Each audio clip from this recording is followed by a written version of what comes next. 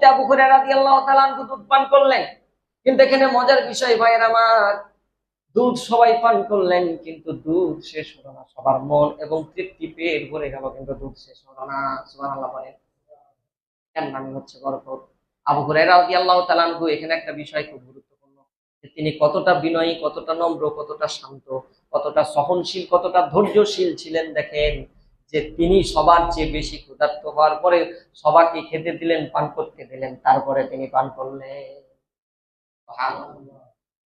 এইরকম তাদের মন মানসিকতা ছিল, এরকম আমল ছিল, যার কারণে তাদের এই সমস্ত কাজে আল্লাহ খুশি হয়েছেন আর তাদের আইন কামে বরকত দিয়েছেন। এটা হচ্ছে বরকত। দুধ পান করছে অল্প, কিন্তু দুধ পান করে মন ভরে যাচ্ছে, পেট ভরছে, কিন্তু দুধ শেষ হচ্ছে, এটা নাম বরকত। যারা হালাল পথে উপার্জন করে এদের বরকত থাকে, এটা আপনাকে মানতেই হবে। হারাম প্রসেসে যারা ইনকাম করে, উপার্জন করে, তাদের বরকত কমে যায়। আপনি খোঁজ নিয়ে দেখেন, একটা মানুষ মাসে 3 লক্ষ টাকা 2.5 লক্ষ টাকা ইনকাম করে, আর একটা মানুষ দেখা যায় 20 থেকে 25 হাজার টাকা ইনকাম করে, তার ফ্যামিলি স্ট্যাটাস আর এর ফ্যামিলি স্ট্যাটাস আপনি খোঁজ নিয়ে দেখেন। এই যে 20 থেকে 25 হাজার ইনকাম করে, এর ছেলে মেয়ে কথা শুনে, এ উনার যে ছেলে আছে, মেয়ে আছে, এই ছেলে মেয়েরা বাবা মার স্বপ্ন পূরণের জন্য কত চেষ্টা। আমার মায়ের স্বপ্ন আমাকে পূরণ করতে হবে, আমার বাবার স্বপ্ন আমাকে পূরণ করতে হবে। এই স্বপ্ন পূরণের জন্য কত চেষ্টা আর কত সততা বজায় রেখে তারা কত বিনয়ের সাথে আগানোর চেষ্টা, এবং একটা পর্যায়ে তারা সফল হয়।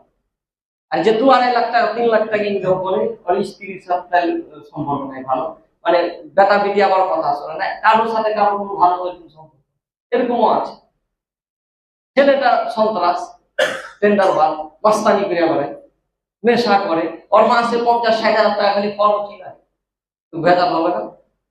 তো দেখেন 3 লক্ষ টাকা ইনকাম করার পরে ওর প্রতি মাসে 10-15 হাজার টাকা খান্তি থাকে। আপনি বুঝলে দেখেন ওর ব্যাংকে 2-2.5 কোটি টাকা মানে ঋণই আছে। আর 20-25 হাজার টাকা ইনকাম করেও এই সংসারকে ম্যানেজ করে, ছেলে মেয়েকে মানুষ করে, আর মাসে 4-5 হাজার টাকা জমা লাগে। এটার নাম হচ্ছে বরকত। বরকত আলাদা জিনিস, আপনাকে আমি বুঝাতে পারবো। 5 লক্ষ টাকাতে যে কাজ না হয়, অনেক সময় আপনি দেখবেন 500 টাকা দিয়ে। আপনার ওয়াইফ অসুস্থ, আপনি মেডিকেল নিয়ে গেলেন, 1 লাখ টাকা লাগবে, এরকম একটা ধারণা।